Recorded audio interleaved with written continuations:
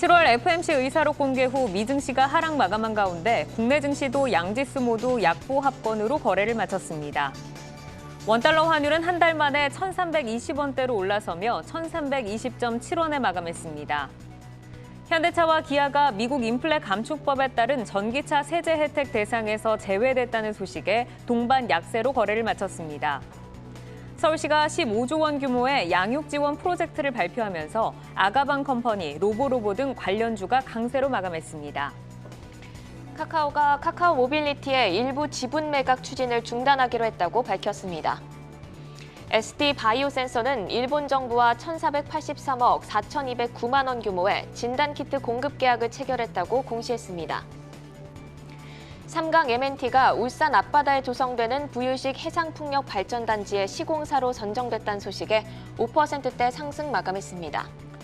S&T에너지는 197억 5,964만 원 규모의 에어쿨러 공급 계약을 체결했다고 공시했습니다.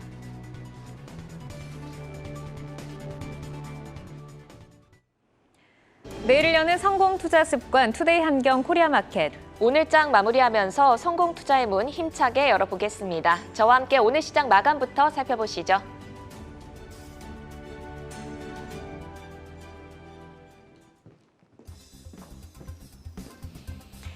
미국 증시가 간밤 일제히 하락 마감하며 국내 증시도 5거래일 만에 장중 2,500선이 깨졌습니다. 하지만 외국인의 순매수 전환에 힘입어 하락폭을 축소했고 오후 들어서는 2,500선 지지력을 시험했는데요.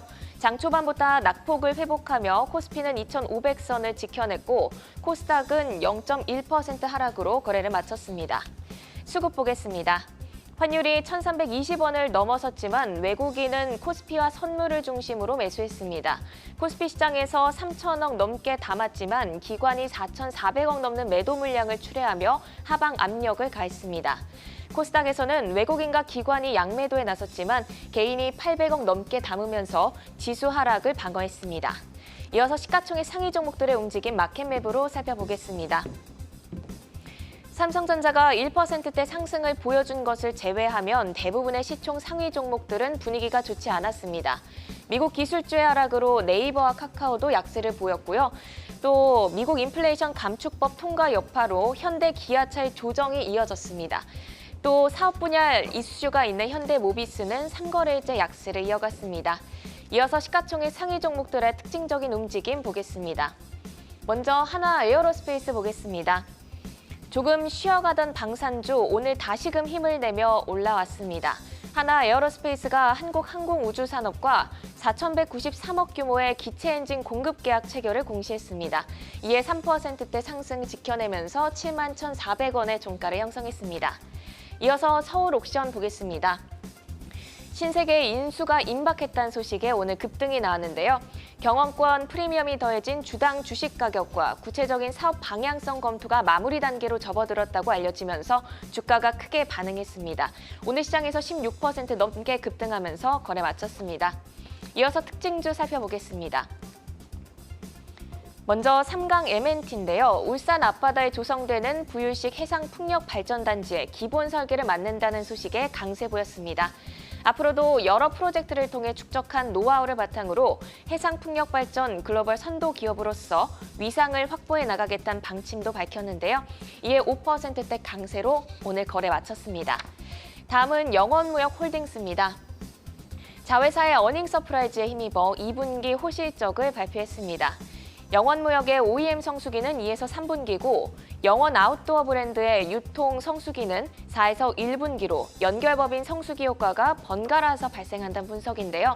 현대차증권에서 목표 주가를 8만 원에서 8만 5천 원으로 상향한 점도 주가 상승에 힘을 보탰습니다. 오늘 시장에서 6% 상승하면서 거래 마쳤습니다.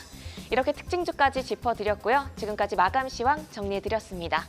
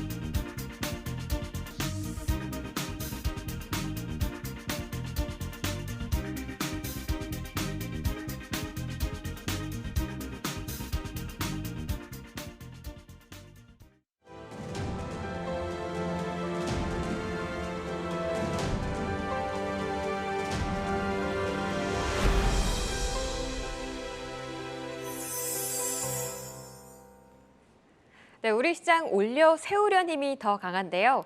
다시 2,500선 회복을 보여준 가운데 목요일 ETF 시장 분위기 체크해 보겠습니다. 먼저 상승했던 쪽부터 볼까요? 미래에셋 자산운용의 타이거 원유 선물 이넨스드 환해지 상품이 1% 가까운 상승을 보였습니다. 지난주 미국의 원유 재고가 시장의 예상과는 다르게 감소했습니다. 국제유가가 상승을 보인 가운데 전문가들 또한 유가가 가격을 유지할 것이며 대서양 허리케인 시즌이 본격적으로 시작될 것이라는 의견을 내놨는데요. 선물 상품도 상승을 보인 가운데 이 상품도 0.5% 올랐습니다. 다음은 코덱스 반도체도 상승을 보였습니다. 지난주 조 바이든 미국 대통령이 인플레이션 감축법에 서명했습니다. 이와 함께 재생에너지 부문에 대한 대대적인 정부 투자와 지원도 시작될 것으로 보이는데요. 신재생에너지 관련주들 국내에서도 견조하늘을 보이고 있습니다. 그중 타이거 200 중공업 내 가장 많은 부분을 차지하고 있는 두산 에너빌리티가 9거래일째 상승 랠리 보이는 가운데 이 상품도 0.6% 올랐습니다. 이어서 하락한 쪽도 살펴볼까요? 방금 전 살펴봤던 인플레이션 감축법이 이쪽에는 독이 되고 있는데요. 바로 코덱스 자동차가 1.8% 넘게 밀렸습니다. 미국에서 생산되는 전기차에만 혜택을 주기로 하면서 현재 미국에서 판매되고 있는 아이오닉 5와 EV6, 코나 등은 이제는 세제 혜택을 받을 수 없게 됐는데요. 국내 완성차주들 흘러내린 가운데 현재차도 18만 원 선으로 내려왔고요. 이 상품도 3거래일째 약세 이어가고 있습니다. 다음은 코덱스 은행과 증권도 약세를 보였습니다. 최근 은행주들 좀 옆으로 기고 있는데요. 은행의 순이자 마진 개선 추세는 내년 초까지 이어질 것이란 증권가의 분석이 나오고 있지만 힘을 주지는 못하고 있습니다.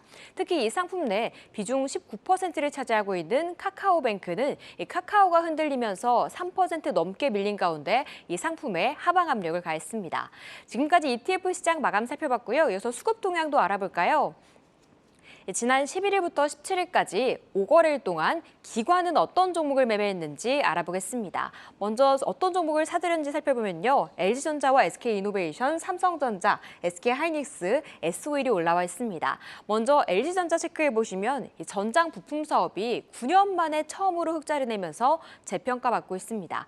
지난주 8%의 급등을 보였는데요. 이를 기관이 이끌어간 가운데 5거래일 사이 1,171억 원 규모 순매수했습니다. 다음 SK이노베이션 체크해보시면 미국에 최초로 해외 투자 법인을 세우겠다고 밝혔습니다. 친환경 에너지 관련 분야에서 새로운 사업 기회를 모색할 거라는 포부를 밝힌 가운데 기관이 7일째 매수하면서 21만 원 선까지 올라왔습니다. 이어서 파는 쪽도 알아볼까요? LG에너지솔루션과 에코프로비엠, 기아, LIG넥스원, 네이버가 올라와 있습니다. 바이든 대통령이 인플레이션 감축법에 서명한 가운데 한국 업체 차종이 미국 전기차 세제 혜택 대상에서 제외됐습니다. 이 여파가 지속되면서 자동차주들은 파란불을 켜내고 있는데요. 기아 3거래일째 외국인과 기관의 동반 매도가 나온 가운데 기관 순매도 3위 종목에 올라왔습니다.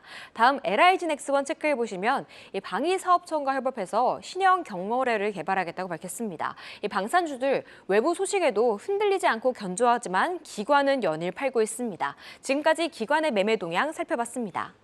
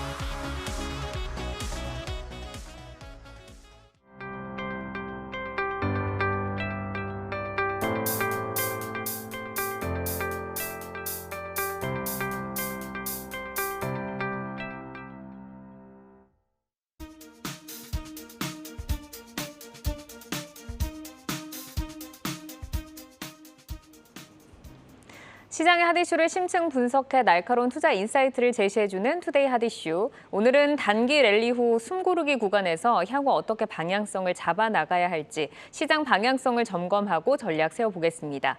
김병현 NH투자증권 투자전략부장과 함께합니다. 부장님 어서 오십시오. 네, 안녕하십니까? 네, 반갑습니다. 8월에는 뭐 그렇게 큰 이벤트가 없는 가운데 지난 밤에 7월 FOMC 의사록이 공개가 됐습니다. 뭐 물가 안정 의지도 있었고 또 금리 인상 속도 조절도 가능하다라는 문구가 동시에 좀 삽입이 됐는데 과도한 긴축 우려는 일단 조금 그래도 제한되는 모습을 보였습니다. 의사록을 통해서는 연준 앞으로 어떤 행보가 좀 예상이 될까요? 일단 의사록을 보면서 오늘 새벽에 시장 초반에는 조금 약간 매파적인 시각 아니냐라고 했다가 금방 말씀하신 것처럼 좀 그래도 좀 변할 수가 있다라는 식의 얘기들이 나오면서 9월에 50bp 인상 가능성이 다시 이제 제기되는 이런 상황들입니다. 기존에는 좀 더 매파적이었다면 뭐 75p 올릴 수도 있지 않느냐 이런 것들이 이제 장중에 왔다 갔다 했었는데 결국에는 이번 7월 FOMC 의사록에서도 확인된 바와 같이 물가는 계속적으로 잡아야겠다. 그리고 이번에 대한 물가에 대한 이런 얘기들이 유가가 떨어져서이지 다른 요인들은 여전하니 우리는 물가에 대해서 계속 경계를 한다라는 그런 의지를 표현을 했고요. 하지만 향후에 경기 상황에 따라서 뭐 좀 변화할 수는 있다 이러한 것들입니다. 그러면서 앞으로 우리가 포워드 가이던스라고 하는 우리가 미리 예측해서 얘기해 주는 게 아니라 실제적으로 데이터를 보면서 대응을 하겠다라는 건데요. 그러한 것들이 7월 FOMC 이후에 이게 상당히 생각보다는 덜 매파적이구나. 경기 침체를 뭐 엄청나게 가정을 하더라도 뭐 물가만 잡을 거야 라는 생각은 아니구나라고 하면서 시장이 바닥을 잡고 올라갔는데요. 이게 조금 뭐 FOMC와 금융시장에 어떻게 보면 다른 이제 오해들을 좀 불러일으킬 수 있다라고 생각이 들어요. 페드 입장에서는 만약에 여기서 뭐 속도 조절 정도는 할 수 있겠지만 시장에서 지금의 예상이 들어간 거는 내년도에는 금리 인하 할 거야 라는 이런 얘기거든요. 근데 실질적으로 금리 인하라는 것과 속도 조절은 다른 얘기입니다. 그래서 시장이 이렇게 생각을 하게 됐을 때 만약에 물가가 잡히지 않으면 페드는 뭐 방향을 잃을 수가 있기 때문에 계속적으로 물가에 대한 얘기들을 할 거고 시장이 좀 오해하는 것 같다라고 하면 더 매파적으로 아마 얘기를 할 수도 있는 이런 상황들일 겁니다. 다음 주에는 잭슨홀 미팅이 있어요. 그래서 잭슨홀 미팅에서 우리가 어떤 힌트를 좀 얻을 수 있지 않을까 이런 생각들을 좀 하고는 있는데 금방 말씀드린 것처럼 임금이 올라가면서 또 물가가 올라가고 그 물가가 올라간 게 또 임금을 자극시키는 흔히 우리가 얘기하는 물가와 임금의 그 스파이럴이라고 하거든요. 그러한 것들이 지금 가장 페드가 경계해야 되는 이런 상황들이기 때문에 그러한 것들을 감안을 했을 때 우리가 생각하는 지금 현재 금융시장이 바닥권에서 올라온 그런 근거보다는 오히려 좀 더 시장의 매파적인 그런 얘기들을 취할 수도 있는 그런 상황이다라고 요즘 상황은 좀 이해를 하시는 게 좋을 것 같습니다. 네, 지금 이제 연준이 뭐 매파적인 기조와 비둘기파적인 기조를 계속해서 동시에 조금 내면서 시장이 계속해서 어떻게 좀 판단을 하고 예측을 해야 하는 그런 시장 상황이 이어지고 있는데 말씀을 들어보면은 어쨌든 지금 금리 인상의 속도를 조절을 한다는 거지 내년에 금리를 인하하겠다는 이야기는 아직 나오지 않았다. 너무 비둘기파적으로 해석할 그 우려는 조금 걱정을 해야 된다, 경계해야 된다라고 말씀을 주셨습니다. 최근에 이제 뭐 미국의 견조한 고용 상황 그리고 이제 인플레이션 피크 아웃이 좀 가시화가 되면서 경기 침체 우려보다는 경기 연착률에 대한 이제 기대가 좀 커지고 있습니다. 아마도 우리의 좀 희망이 좀 담겨 있는 것 같은데 그렇다면 부장님은 경기 흐름 앞으로 어떻게 될 거라고 예상하시나요? 이제 최근에 이코노미스트들이 연착륙이다, 견착륙이다 뭐 이런 얘기들을 많이 하는데 결국에는 올해 상반기에 기술적으로는 2개 분기 역성장을 했으니까 기술적으로는 경기 침체에 들어간 거는 맞습니다. 그런데 다른 데이터들, 뭐 실업률이라든가 고용 데이터라든가 그리고 뭐 아직까지는 뭐 ISM 지표라든가 이런 것들이 기준선 밑으로 하회하지는 않았고 그리고 동행 지표를 봐도 대부분의 그 부분들 특히나 이제 재고도 좀 이제 있는 이런 상황들이기 때문에 아직은 이걸 경기 침체라고 흔히 말해서 NBER에서 정하지는 않을 거다라는 거죠. 그러면 2개 분기 연속해서 기술적인 침체에 들어갔음에도 불구하고 앞으로 연준이 계속적으로 이렇게 금리를 인상하게 되면 경기 침체에 들어갈 텐데 그게 주가가 이미 이러한 부분을 다 선반영을 한 거냐, 아니면 앞으로 또 침체에 대한 부분들이 여전히 남아 있기 때문에 이러한 부분들을 또 한 번 주가가 반영할 게 남아 있느냐라고 보면 이게 얼마만큼 경기 침체 폭이 있을까라는 것에 대한 부분도 있겠지만, 결국에는 경착륙이나 아니면 연착륙이나 둘 다 앞으로 뭐 실물 부분에서 지표들이 좀 안 좋게 나올 거야 라고 이제 생각이 드는 가운데에서, 그래도 우리는 금리 인상은 계속적으로 적어도 뭐 올해 말 내년도까지는 속도 조절은 할 수 있겠지만 금리 인상은 계속 들어간다라고 하면, 그러면 시장의 상방은 막혀 있을 가능성이 있거든요. 그러면은 우리가 바닥을 이미 본지도 모르겠다라고 생각을 할 수도 있겠지만, 위로 올라갈 수 있는 이러한 힘도 사실은 그렇게 크지 않으니, 그러면은 좀 박스권이라는 이런 생각을 가지고 접근하시는 것이 맞지 않겠나 싶고요. 지금으로 봐서는 고용지표 상에서 보면 빅테크라든가 유통이라든가 제조업에서는 고용을 줄이는 이런 모습들을 보이고 있고요. 흔히 말하는 레저라든가 뭐 여행이라든가 숙박이라든가 이러한 서비스업 쪽에서는 한 사람이 직업 두 개를 뭐 선택해서 갈 수 있는 이러한 상황들이거든요. 그래서 이 두 개 상황이 지금 다른 이런 상황들인데, NBR에서는 실업률이 한 0.5%포인트가 올라가면 이제 경기 침체 들어왔다라고 얘기를 해요. 지금은 이번에 고용지표를 보셔서 아시겠지만 3.6에서 오히려 3.5로 실업률이 낮아져 있는 상태니까 지금을 아마 침체라고 얘기는 안 할 거고, 앞으로 적어도 0.5% 정도는 퍼센트포인트는 올라가야 이제 페드가 바뀔 수 있을 것 같은데, 적어도 그렇게 되려면 한 내년 정도가 돼야 될 것 같고요. 통화 정책에 대한 이런 실물에 대한 영향은 한 9개월 정도 시차를 두고 반응을 하기 때문에, 그때 가서 얼마만큼 또 실물이 나빠지는지를 봐야 되는데, 페드 입장에서는 이 소비를 봐라. 그리고 지금 고용 상태를 보면 우리는 연착륙이 가능하다라고 보고 있고요. 실질적으로 주가를 보시는 분은 PMI나 ISM 데이터를 보고, 그리고 행정부나 페드는 이런 실업률 고용 데이터를 보기 때문에 둘에 대한 간극이 좀 크다라고 볼 수가 있어요. 근데 지금 현재 둔화되고 있는 것들은 아무래도 제조업 지표이기 때문에 제가 드릴 수 있는 말씀은, 미국은 연착륙이 가능할 수도 있겠지만 한국을 비롯한 신흥국은 오히려 약간 좀 제조업 경기들은 좀 더 나쁜 이런 상황들이다. 좀 더 둔화될 여지가 많다라고 보실 수 있겠죠. 그렇게 보면 결론적으로는 좀 디커플링 가능성도 좀 있지 않겠느냐라고 생각할 수 있을 것 같습니다. 네.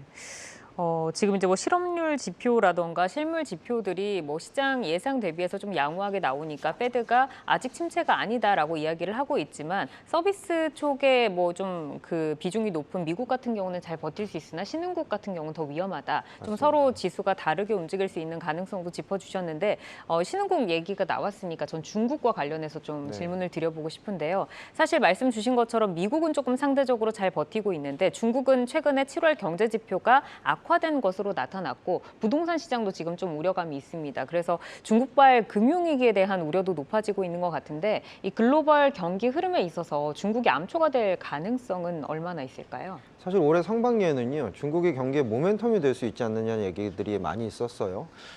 실질적으로 뭐 특수채, 지방채 많이 발행을 하고, 그리고 경기 부양책도 계속 내놓고 그러면서 부양을 좀 시킬 수 있는 이러한 의지도 있고 여력도 상당히 이제 많은 이런 상황들이 아니겠느냐, 이렇게 이제 생각들을 했었는데, 엊그제도 이제 리커창이 지방 이제 정부들한테 경기 부양에 대한 어떤 대책들을 내놔라고 하면서 일정 부분 이제 한국을 제외한 다른 아시아 시장은 또 강한 이런 모습들을 보이지 않았습니까? 그런데요, 여기서 이제 발목을 잡히고 있는 게 사실은 코로나 정책입니다. 중국은 지금까지 제로 코로나 정책을 유지하고 있거든요. 한국이나 미국이나 다른 국가들처럼 위드 코로나로 가지를 못하는데, 그러한 가장 큰 이유는 의료 시스템이 빈약해서이고, 도시와 농촌 간의 의료 시스템의 격차가 커서이죠. 한국이나 미국의 사례를 봤을 때 한 6주 정도 쫙 이제 거의 집단 감염식으로 많이 이제 발병을 한 이후에는 또 급격하게 내려가기 때문에 그러한 부분들이 위드 코로나로 갈 수 있지 않을까라고 생각을 하는데, 실질적으로 뭐 의료 시스템이 잘 안 돼 있는 상태에서 고령층이 취약하다라고 보면 그 부분이 체제 붕괴를 야기시킬 수도 있는 이런 상황이다라고 푸단대에서 보고서 나왔기 때문에 중국은 계속적으로 제로 코로나를 정책을 유지하면서 부양 정책이나 아니면 어떤 뭐 크레딧 임펄스라는 이러한 현금이라든가 여력이라든가 이런 것들은 상당히 준비가 되어 있는 상황이지만 실질적으로 인력이나 설비나 이런 투자가 못 들어가는 이런 상황들이기 때문에 지표가 나빠지는 상황에서도 크게 어떤 숫자적으로 보여지는 게 별로 없다라는 거죠. 그러면 우리는 아마도 11월 정도에 당대회가 지나가고 내년에 올해 12월에 경제공약회의나 내년에 양회 정도를 거치면서 정치권이 좀 중국 내의 정치가 안정된 상태에서 이러한 부분들이 바뀔 수 있지 않겠느냐, 혹은 계절적으로 코로나가 완전히 이제는 좀 사라진 다음에 이런 것들이 괜찮아지지 않겠느냐라고 생각을 하면 중국이 이제 올라오는 게 좀 시간이 필요하다라고 생각이 들고요. 2015년 당시에도 중국의 위안화 위기, 중국의 외환 보유 3조 언더로 떨어지는 중국의 금융위기설이 있었는데 실질적으로 저희가 중국의 숫자를 완전히 믿지는 못하지만 아마도 지금 현재 올해가 당대에서 상당히 중요한 이런 해이기 때문에 그러한 부분들을 위기로 끌고 가지는 않을 겁니다. 하지만 계속적으로 지표는 약화되어 있는 상태에서 계속적으로 좀 질질 끌려가는 그런 모습들이 보이다가 내년 초 정도에는 아마 모멘텀이 좀 세게 올라올 수 있지 않을까, 그렇게 전망을 해볼 수 있을 것 같습니다. 네, 중국의 이제 경기 부양책과 인프라 투자로 인해서 신흥국 지수도 함께 좀 따라가지 않을까 기대를 했었는데 좀 멀어 보인다. 내년 초 정도로 당대 이후에 정치권이 안정된 이후를 보자라고 말씀을 주셨습니다. 우리나라 증시로 돌아와서 좀 보면 코스피 지수 같은 경우는 오늘 2,500선을 이제 겨우 좀 지켜냈습니다. 마감으로 갈수록 좀 올라오긴 했는데 사실 경기 선행지수, 기업 이익 추정치가 지금 하락하는 국면에서 지수가 2,300 아래로 떨어졌다가 지금 좀 올라오면서 랠리를 보였지만 사실 이제 추가 모멘텀이 동력이 좀 부족하지 않나라는 생각이 드는데 현재 국내 시장 어떻게 좀 판단하고 계실까요? 국내에서의 하우스 뷰들도 좀 갈리는 것 같아요. 주요 이평선들을 이제 골든 크로스를 나타내면서 올라오니까 이제는 추세 전환 아니겠느냐 이렇게 생각하시는 분들이 있고요. 거꾸로 전체적으로 하락 장세에서 기술적 반등 이후에 하락 추세 내에서의 움직임이다. 이런 두 가지 시각이 있는 것 같습니다. 저희는 그 하락 추세 내에서 기술적 반등 정도다라고 이제 생각을 하고 있는데, 그렇게 보는 이유는 아까 되게 말씀을 아주 잘해 주셨지만 경기나 이런 모멘텀들이 올라오는 구간 혹은 기업이익이 올라오는 구간에서 지수가 올라오면 그러면은 계속적으로 이제 이익을 반영한다라고 생각을 할 수가 있는데요. 지금은 경기 선행지수나 제조업 경기라든가 아니면 기업이익이 좀 떨어지는 가운데 올라오면 이게 조금만 올라도 좀 비싸 보이는 이런 모습들이 나타난다라는 거죠. 그러니까 비싸 보인다라는 거는 추가 상승 여력이 제한된다라는 거고, 그러면 좀 숨고르기가 나타날 수 있는 이런 상황들이 또 있는 이런 상황들이고, 그러면서 앞으로 한국은행 다음 주도 이제 금통위가 있죠. 금리 인상도 대기를 하고 있고 환율도 생각보다는 이렇게 약세인 이런 가운데 있기 때문에 이게 추가적으로 여기서 더 올라가면 많이 차익 실현 욕구들이 더 높아지겠구나 라고 생각하시는 것이 맞지 않나 싶고요.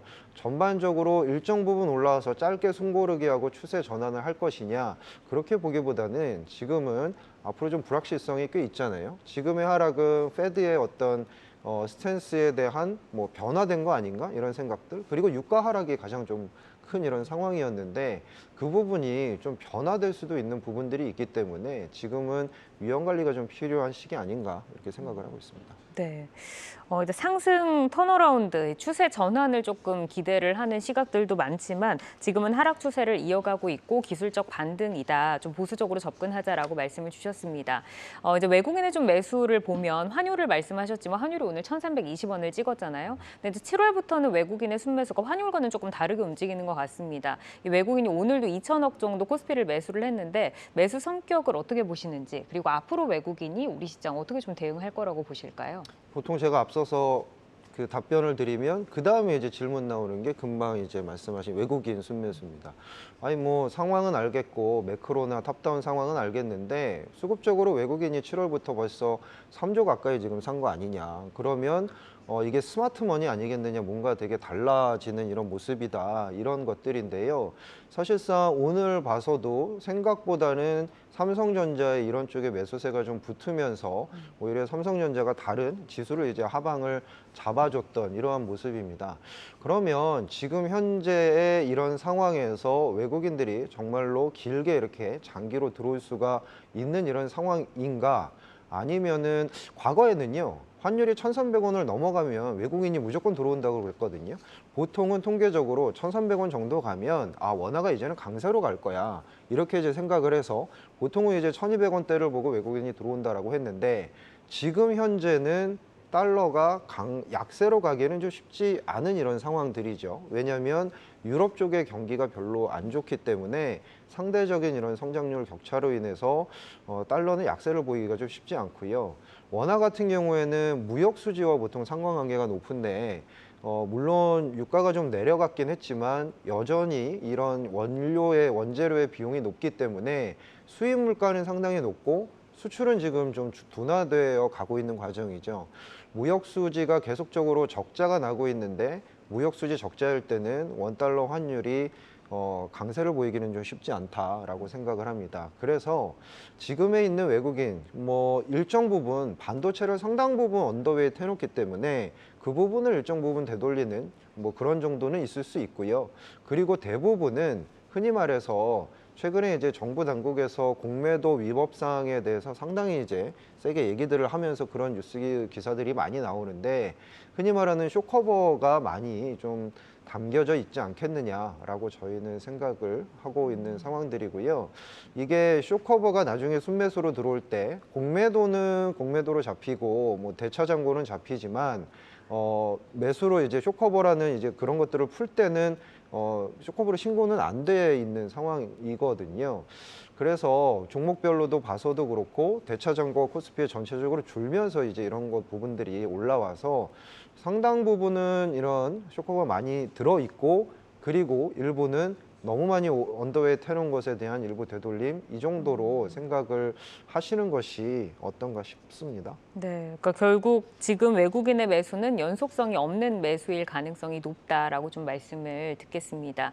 그렇다면 이제 어디쯤이 우리가 지금 이 베어마켓에서 단기 랠리의 변곡점으로 볼 수 있을지 궁금한데 현 시점에서 이제 투자자들이 매수와 매도를 계속해서 반복을 해야 할지 방향성 좀 어떻게 잡고 가야 될까요?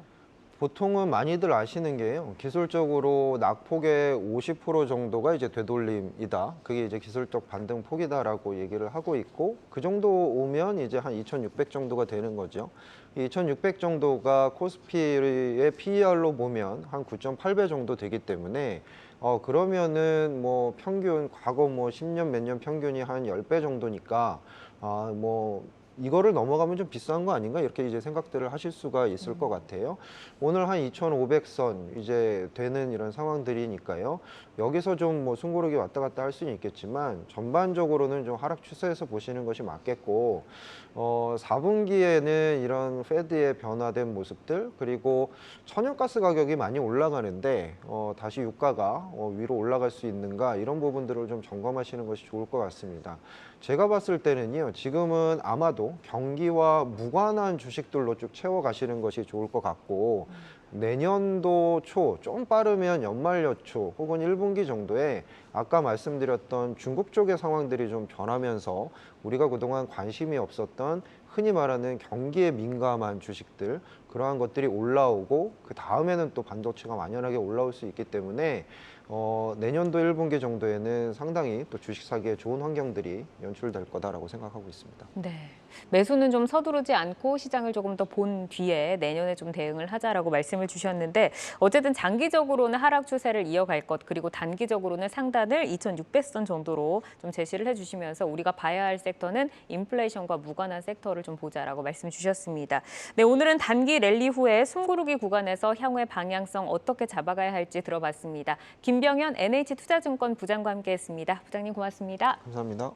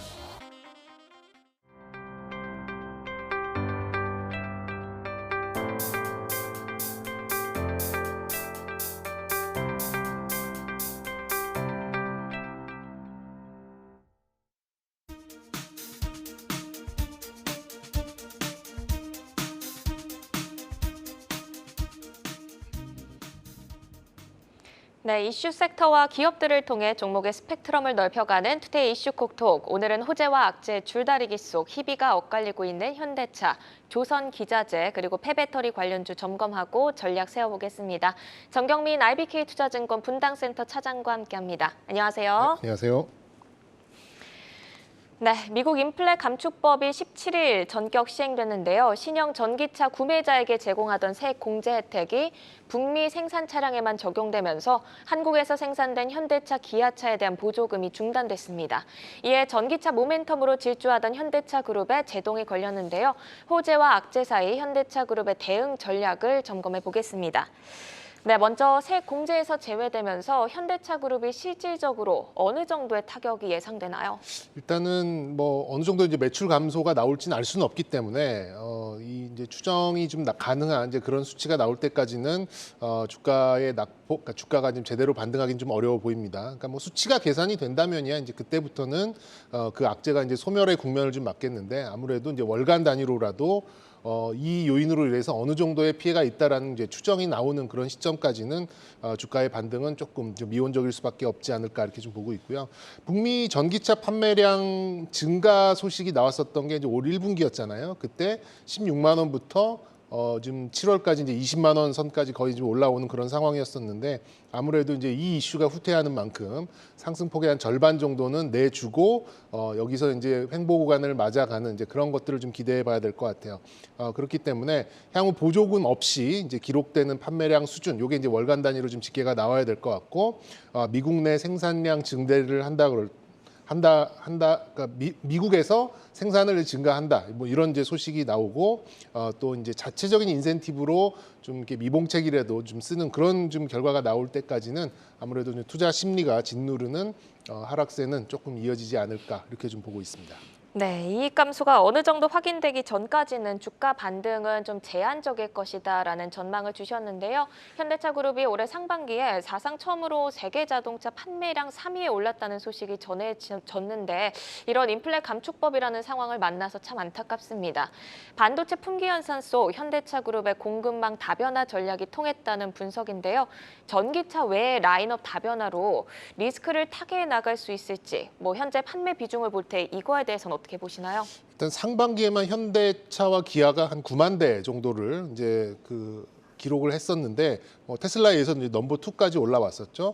근데 이제 전체적인 비중으로 봤을 때는 신차 비중에서 많이 올라가면 6%대 초반, 좀 덜 팔렸을 때가 4% 후반이었기 때문에 평균적으로 봤을 때는 이제 아직 신차 비중에서는 전기차가 5%밖에 차지하지는 않았습니다. 하지만 이제 곧 후속 조치가 나오지 않는 이런 상황에서는 그동안 좀 높여주었었던 멀티플이 좀 후퇴할 수 있는 이제 그런 상황으로 좀 작용할 수 있다 보니까 투자 심리가 개선되기에는 조금 한정적이다라고 좀 생각 좀 들고요.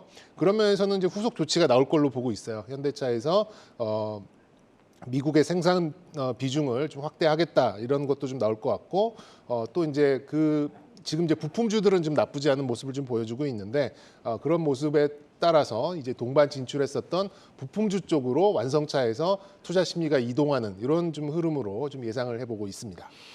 네, 아직 그 전기차 비중이 4점 후반대에서 6 초반의 비중이기 때문에 절대적인 수치의 영향은 크지 않겠으나 투자 심리에는 여전히 좀 부정적이다. 그리고 후속 조치를 할 가능성이 있는데 미국의 생산 비중을 확대하거나 또 동반 진출한 자동차 부품, 여기로 투자 심리가 이동할 가능성까지 짚어주셨습니다. 현대차 그룹과 미국 자율주행업체 액티브의 합작사인 이 모셔널이 미국에서 레벨 4단계 자율주행 서비스를 시작했는데요. 어제는 자율주행 사업부를 미국 포티투닷으로 합병하면서 단일화한다는 소식도 전해졌습니다. 그럼 이 부분은 주가에 어떻게 작용할까요? 지금까지로는 주가에는 조금 불리하게 작용한 것 같아요. 그러니까 약간 이제 현대차의 미래 성장 동력인 자율주행에 관련된 사업부를 미국에 이제 얼마 전에 인수를 했었던 포티투닷으로 이제 합병을 해서 운영을 할 수도 있다 이런 좀 얘기가 나오면서 약간의 이제 이 시각을 좀 돌려보면은 좀 물적 분할하는 게 아니냐 이런 쪽으로 거의 무조건 반사적으로 투자자들이 이제 경기를 일으키는 이제 그런 이슈로 좀 치부가 되다 보니까 어제 오늘 좀 낙폭이 좀 커졌지 않나 이렇게 좀 보여지고요. 그래서 이제 좀 말씀드릴 수 있는 게 현대차와 현대 오토에버 같이 현대차 그룹주보다는 역시 이제 만도나 모트렉스 이런 좀 에이다스 관련된 종목들의 투자 심리가 더 상향되는 이제 그런 영향으로 좀 이어질 수 있으니까요. 아무래도 이제 좀 단기적인 그런 대응을 좀 하실 분들은 자동차 부품 쪽이 조금 더 유리한 국면이다. 이렇게 좀 말씀드리겠습니다. 네, 현대차 그룹주보단 자율주행 관련주로 투자 심리가 더 자극될 것이다라는 말씀 주셨습니다. 투자자분들이 좀 혼란스러우실 것 같아요. 저희가 하반기 주도주로 자동차 섹터를 뽑아주시는 분들이 굉장히 많았었는데 이제 암초를 만나서 방향성을 가늠하기 어려운데 그래도 조정 시 관심을 가져볼까 하는 투자자분들도 계실 것 같습니다. 어떻게 대응하는 게 좋을까요? 일단 뭐 저도 하반기에는 자동차를 굉장히 긍정적으로 봤는데 좀 뭐 예기치 않은 그런 좀 악재를 만난 것 같아요. 그래서 보유하신 분들은 뭐 지금 시간 외에서도 조금 플러스로 돌아서는 모습이 좀 나오고 있거든요. 그렇게 보면은 후속 조치가 나올 때까지는 기다려보는 그런 방법도 저는 뭐 상당히 소극적이지만 그래도 좀 하나의 대응 방법이다라고 좀 생각이 들고 손절 후에 재매수보다는 저 같으면 좀 보유를 하겠다라는 말씀 좀 드리고 싶고요. 단기 약재에 반응하는 이제 이런 매도 물량은 이제 사실 어제 오늘 길어야 내일 정도면은 이제 단기 약재 물량은 어느 정도 좀 출회가 된다라고 봅니다. 그런 면에서 봤을 때는 어느 정도의 좀 횡보 구간을 확인한 이후에 18만 원 초반대, 17만 원 후반대 전 이 정도를 가늠을 하고 있는데 여기서 좀 횡보 구간의 끝자락, 다시금 뭐 외국인이나 기관의 매수가 시작되는 그런 시점에 맞춰서 진입을 해보시는 게 또 대응 방법이 좀 될 수 있겠고요. 그리고 이제 아까 말씀드린 대로 이제 자동차 부품 쪽으로 우회를 하시려는 분들 같은 경우에는 가장 중요한 부분은 미국 현지에서 생산을 하는 그런 자동차 부품주들이 유리할 국면으로 좀 볼 수가 있겠고 대표적으로 봤을 때는 이제 타이어 쪽에 한국 타이어 앤 테크놀로지 좀 꼽아드리고 싶고요. 어제 좀 강세가 나왔었던 SL 그리고 오늘 나쁘지 않은 모습을 보였었던 모트렉스 이런 종목들 좀 꼽아드리고 싶습니다. 네, 보유자분들은 홀딩 그리고 신규 매수를 하고 싶으신 분들은 매도 물량이 어느 정도 소화된 후 횡보 구간에 진입할 때 하시는 게 좋겠고 또 미국 현지에서 생산하는 부품 업체 그리고 자율주행 쪽으로 우회하는 방법까지 이렇게 세 가지 세부적으로 나눠서 전략을 주셨습니다. 다음 업종으로 넘어가 보겠습니다. 조선 업종의 슈퍼사이클이 예고되면서 조선 기자재주도 온기가 퍼졌습니다. 최근 주도주로서의 역할을 톡톡히 하고 있는데요. 전방 산업인 조선업황과 조선기자재 이익 사이클을 집중 점검해 보겠습니다. 먼저 이 조선기자재는 부분별로 어떻게 나눠볼 수 있을까요? 네, 조선기자재를 나누자 보면 정말 끝도 없이 이제 나눌 수 있는 거죠. 그래서 이제 최근에 강세가 나오고 수주가 나오는 쪽은 이제 LNG 선이 좀 많다 보니까 이쪽에서 좀 한정적으로 좀 말씀을 좀 드리자면 역시 이제 본행제와 오늘 강세가 나왔었던 피팅 업체들 그리고 이제 엔진과 탱크 그리고 이제 기타 소재 뭐 이런 정도로 좀 말씀드릴 수 있는데 오늘 이제 배관과 밸브 뭐 이런 좀 피팅 업체들은 아무래도 이제 미국에서 해양 시추가 가능하게 할 것이다라는 그 바이든 대통령의 이제 그런 좀 내용 때문에 아무래도 조금 더 이 강세가 좀 증폭된 게 아닌가 좀 싶습니다. 그리고 뭐 국내 업체들 같은 경우에도 이거를 할 수 있는 업체가 많지는 않아요. 워낙 이제 고압이고 또 저온들을 좀 유지를 해야 되는 그런 특수성이 있기 때문에 뭐 사실상 뭐 대안이 없는 그런 좀 독점적인 그런 기업들이 좀 많다라는 게 좀 종목들의 특징인 것 같고요. 현재 LNG선 같은 경우에는 이제 기화율을 낮추는 그러니까 액화시키는 천연가스를 계속 액체로 좀 유지할 수 있는 이제 그런 기술이 핵심인데 사실 본행제와 피팅 거의 세계적인 수준이다 보니까 국내 업체들의 강세도 계속해서 이어질 수 있다라는 전망도 함께 드리도록 하겠습니다. 네, 이 조선기자재는 전방 산업인 조선업의 방향성이 아주 중요하잖아요. 이 조선업계가 빅사이클 2라운드에 진입했다. 이 수주랑 인도 시차가 3년을 넘은 게 그만큼 물량이 밀려서 기다린다는 뜻이니까 호황기의 진입 신호다라는 분석이 나오고 있는데 이 조선업계 슈퍼사이클 본격적으로 열리게 되는 걸까요? 슈퍼사이클이라는 단어를 이제 조금 조심스럽게 말씀드리게 되는데 일단 이 업계에서는 이제 수주 잔고가 5년치 이상 좀 밀려 있을 경우에는 이제 업사이클로 좀 보고 있는데요. 최근에 나온 공시들을 보면은 2024년 뭐 좀 많이 좀 여유 있는 경우에는 2026년까지도 인도 시기가 좀 나와 있는 걸 봤을 때는 뭐 슈퍼사이클까지는 모르겠습니다만 확실히 화려한 국면에 들어선 건 맞는 걸로 좀 보시면 될 것 같습니다.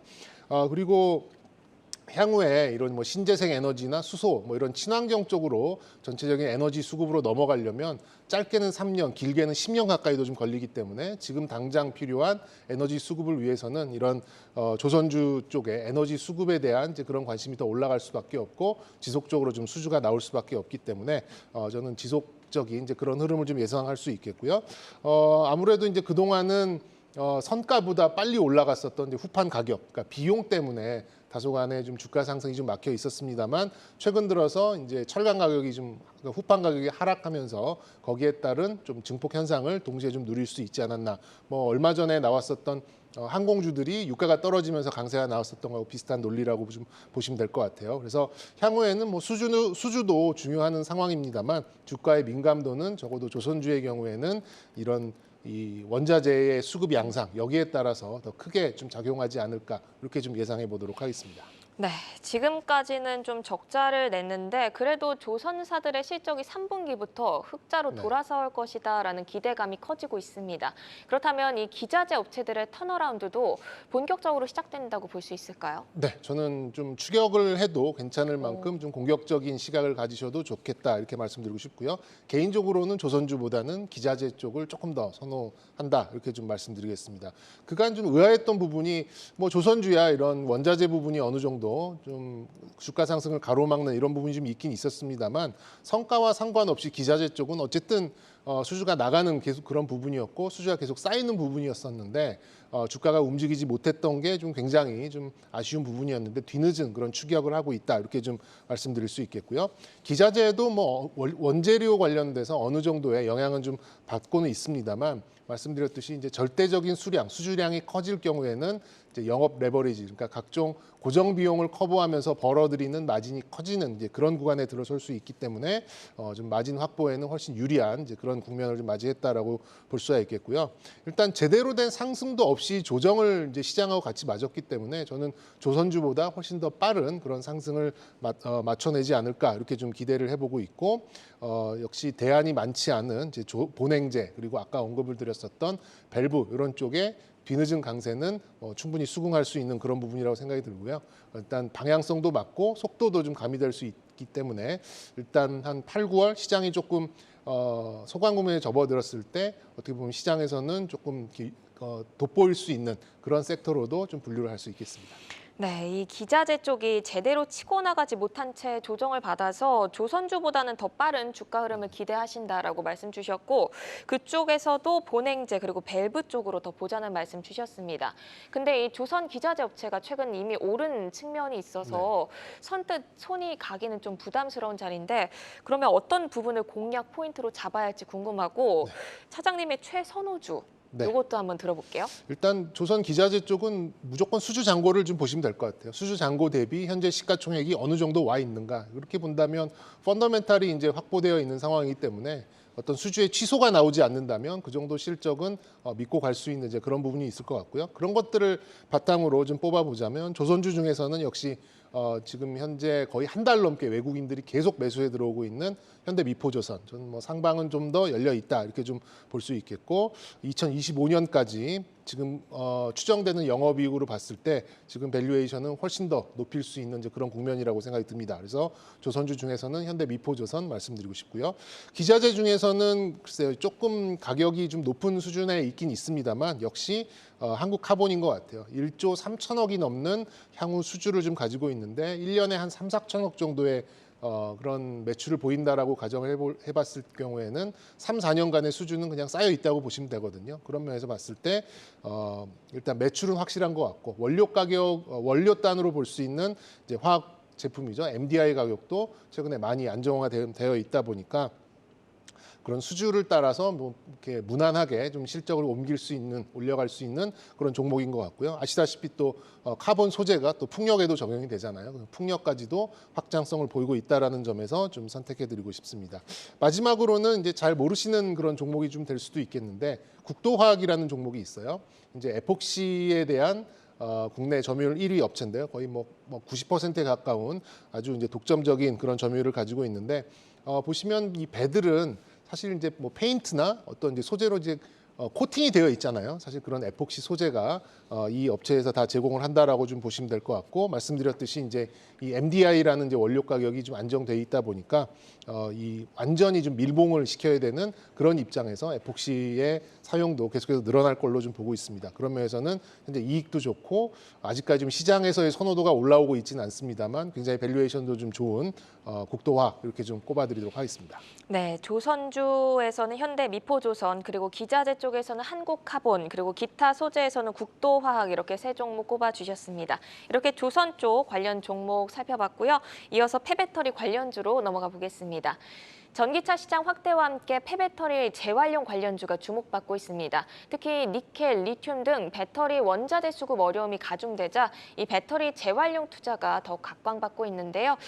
시장 성장 규모와 관련주, 밸류에이션 그리고 전략까지 점검해 보겠습니다. 먼저 이 폐배터리 재활용이 어떻게 이뤄지는 건지 궁금한데요. 국내 기술력이 어디까지 왔는지부터 들어볼까요? 네, 뭐 이거 말씀드리면 이제 밑도 끝도 없을 것 같은데 좀 빨리 말씀드리면 사실 공교롭게 이제 3주 연속 폐배터리를 좀 언급하게 됐는데요. 시장이 아직 뭐 제대로 좀 열리지 않은 이제 그런 상황이죠. 아직까지는 좀 가능성이 좀 남아 있는 그런 부분인데 지금까지는 이제 삼성이나 SK, LG 등 이런 셀 업체들의 불량품을 수거를 해서 분류하고 세척하고 가공 뭐 이렇게 하는 수준에 지금 놓여 있는 그런 상황입니다. 그러니까 현실적으로 봤을 때는 아직까지는 불량품의 재활용 뭐 이렇게 좀 보시는 게 좀 맞는 것 같고 일부 불량은 좀 다시 쓸만한 이제 그런 효율이 나오는 것들은 셀 업체로 다시 공급해서 들어가고 그 효율이 맞춰지지 못하는 것은 조금 가공을 통해서 이제 ESS 쪽으로 조금 이제 효율이 떨어지는 것도 허용할 수 있는 수준으로 이렇게 분류가 되는 그런 방식인데요. 아시다시피 국내 배터리 셀 업체들은 세계 최고의 수준을 갖고 있다 보니까 이런 재활용 기술도 세계 최고 기술은 뭐 틀림없이 맞다 이렇게 보시는 게 좋을 것 같습니다. 그리고 이제 셀 업체나 완성차 업체들이 좀 진출을 하겠다라고 좀 선언은 하고 있습니다만 아직까지는 이제 외주 업체들한테 이제 OEM을 좀 주는 그런 방식으로 진행이 좀 되고 있고요. 중소 업체들의 그런 비중이 아직까지는 굉장히 높게 되어 있는 이제 그런 상황이어서 뭐 성일하이텍, 세비캠 뭐 이렇게 신규 상장주들이 좀 각광을 받는 이유도 거기에 있다고 좀 보시면 될 것 같고 이 업체들은 말씀드린 대로 폐배터리 업체가 아니라 사실 소재 업체에 버금가는 이제 그런 좀 역량을 좀 갖고 있다 보니까 향후에 소재 업체들의 밸류에이션을 맞춰가는 그런 흐름을 보일 가능성이 높다. 저는 이렇게 좀 판단하고 싶습니다. 네, 근데 폐배터리 관련주가 뭐 세비킴도 오늘 그렇고 다소 좀 변동성이 커서 투자에 주의가 필요해 보이는데요. 어떤 점을 경계해야 할지 투자 시 꼭 확인해야 할 내용과 향후 전략 그리고 최선호주까지 한번 들어볼게요. 네, 아직 이제 시장이 활성화되지 않아서 미래 가치 측정에 굉장히 많은 가정들이 있어요. 가정에 가정이 있고 이제 그렇다 보니까 변동성이 굉장히 클 수밖에는 없는 상황이고 말씀 주셨던 이제 그런 대표적인 종목들이 상장된 지도 얼마 안 되다 보니까 변동성은 좀 유의하셔야 된다라고 보고요.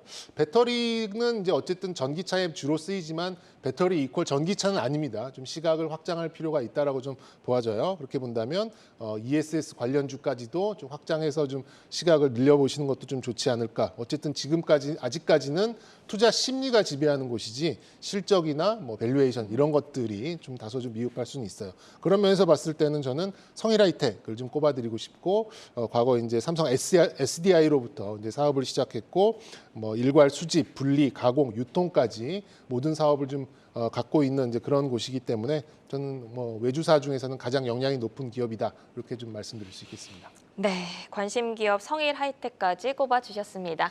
오늘은 현대차와 조선기자재 그리고 폐배터리 관련주까지 주요 이슈 점검하고 전략 세워봤습니다.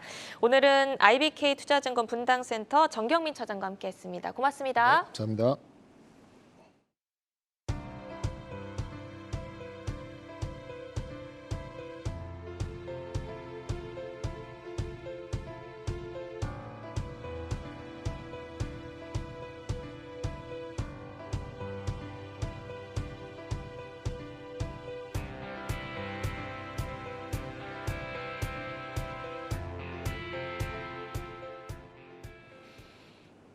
네, 투데이 안경 코리아 마켓은 내일 오후 4시 더 알차고 신속한 투자 정보와 함께 찾아오겠습니다. 시청해주신 여러분 고맙습니다.